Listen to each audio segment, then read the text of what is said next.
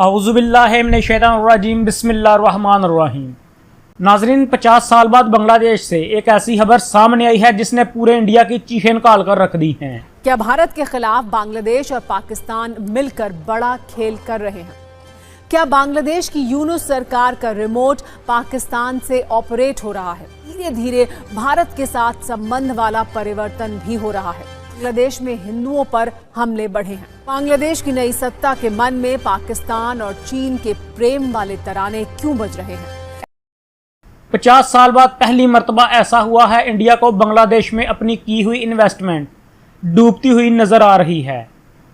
आप इमेजिन कर सकते हैं कैसे इंडिया ने अरबों डॉलर लगाकर बांग्लादेश को अपने साथ मिलाया, वहां पर अपनी मुंतखब शेख हसीना को इक़्तिदार दिलाया और फिर इससे वो काम लिए जिसका तसव्वुर भी नहीं किया जा सकता था। इस शेख हसीना ने बांग्लादेश की साबिक वज़ीर आज़म खालिदा ज़िया को न सिर्फ कैद में रखा बल्कि बांग्लादेश में जमात इस्लामी के कई बड़े बड़े रहनुमाओं को फांसियां भी दी गईं और शेख हसीना ने यह तमाम तर कार्रवाई इंडिया की ईमा पर की। अब जब से बांग्लादेश में इनकलाब आया है तब से इंडिया के लिए बांग्लादेश से हर रोज़ एक नई बुरी खबर सामने आ रही है और इंडियन मीडिया इसका सारा जिम्मेदार पाकिस्तान और पाकिस्तान की एजेंसी ISI को ठहराता है। बांग्लादेश उसी राह पर जा रहा है जो अपने निर्माण से पहले पूर्वी पाकिस्तान के दौरान था। यहाँ नोट करने वाली बात यह है कि शेख हसीना सरकार में बांग्लादेश का झुकाव चीन से ज्यादा भारत की तरफ था। क्या मोहम्मद यूनुस की सत्ता पर अब पाकिस्तान प्रेमी गैंग का फुल कंट्रोल है? की ऐसी एंटी इंडिया डील के बारे में बताएंगे जो चिंता बढ़ाने वाली है। बांग्लादेश और पाकिस्तान की गोला बारूद वाली दोस्ती की बांग्लादेश की सत्ता में कैसे पाकिस्तान का प्रभाव बढ़ रहा है, इस हाल की कुछ घटनाएं हैं जिन्हें आप बांग्लादेश के पाकिस्तान प्रेम वाले सबूत के तौर पर भी समझ सकते हैं। बांग्लादेश ने पाकिस्तान ऑर्डिनेंस फैक्ट्री से 40,000 राउंड गोला बारूद, बांग्लादेश में जमात इस्लामी पर लगी पाबंदी हटाई गई थी, पाकिस्तान के साथ 1971 का मसला सुलझाने की बात की थी। सवाल है कि आखिर ये रिश्ता क्या कहलाता? इससे पहले 1971 के बाद पहली मर्तबा बांग्लादेश में 11 सितंबर को कायद-ए-आज़म मोहम्मद अली जिन्ना का यौम पैदाइश मनाया गया, जिस पर इंडियन मीडिया की चीखें आसमान से ऊंची सुनाई दे रही थी। बांग्लादेश फिर से पाकिस्तान बनने की राह पर है। ढाका में पहली बार मोहम्मद अली जिन्ना की बरसी मनाई और इन चीखों में इजाफा तब हुआ जब इस मौका पर वहां पाकिस्तानी सफारतकार भी मौजूद था। इस दौरान इस तकरीब में उर्दू के अंदर जब नज़में पढ़ी गई तो इंडियन मीडिया पागल हो गया कि हमने ज़बान की बुनियाद पर जिस बांग्लादेश को अलग किया था, आज वहाँ पर फिर न सिर्फ कायद-ए-आज़म मोहम्मद अली जिन्ना का यौम पैदाइश मनाया गया है बल्कि उर्दू ज़बान को भी प्रमोट किया जा रहा है। पहली बार पाकिस्तान के संस्थापक मोहम्मद अली जिन्ना की बरसी मनाई गई। इतना ही नहीं, इस कार्यक्रम के दौरान उर्दू में जिन्ना की कविताएं भी पढ़ी गई और कसीदे गढ़े गए। इसी दौरान बांग्लादेश में कुछ लोगों ने एक मांग सामने रखी कि पाकिस्तान और बांग्लादेश पहले एक मुल्क थे और जिस शख्स ने इनको हिंदुस्तान से आज़ादी दिलाई थी, हमें इसे अपना कौमी बाप यानी कि बाबा कौम बनाना चाहिए, ना कि मुजीबुर रहमान को, जिसने पाकिस्तान को हिंदुओं के साथ मिलकर 2 हिस्सों में तकसीम किया था। इसलिए हमें कायद-ए-आज़म मोहम्मद अली जिन्ना को ही अपना बाबा कौम बनाना चाहिए।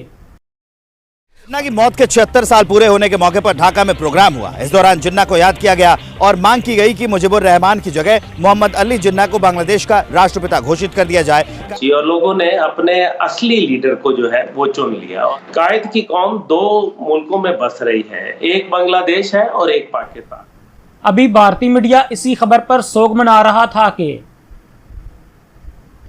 अब बांग्लादेश से इंडिया के लिए एक और बुरी खबर सामने आई है, जिसमें कहा जा रहा है कि बांग्लादेश के झंडे को डिज़ाइन करने वाला एक भारतीय हिंदू था, इसलिए हमें अपने झंडे को तब्दील करने की ज़रूरत है ताकि झंडे से पता चले कि ये एक इस्लामी मुल्क है। इस तरह नेशनल फ्लैग के साथ साथ बांग्लादेश के कौमी तराने को भी तब्दील करने की मांग की गई है, क्योंकि ये तराना भी इंडिया ही ने बनाकर दिया था।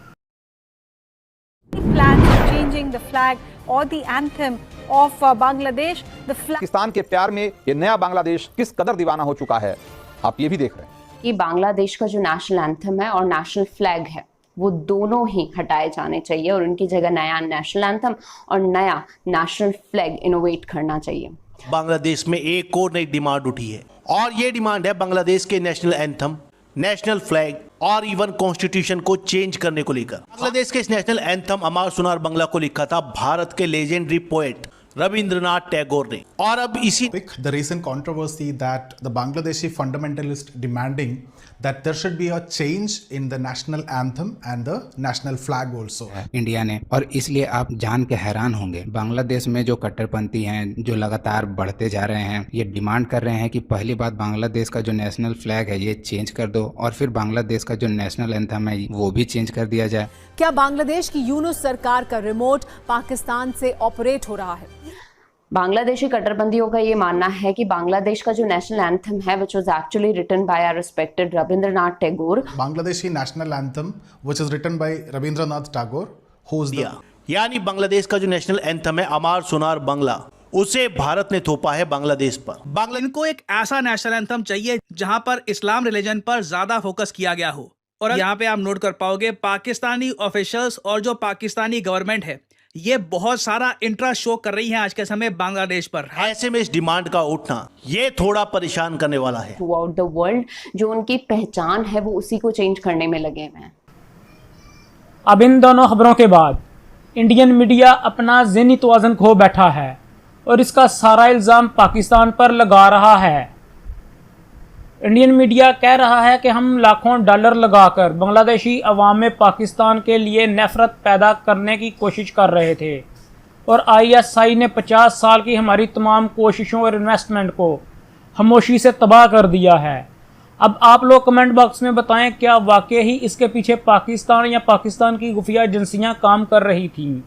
अगर आपको ये इन्फॉर्मेशन पसंद आई है तो हमारे चैनल को सब्सक्राइब करें, हमारी वीडियोस को लाइक करें और इन वीडियोस को अपने दोस्तों के साथ शेयर किया करें।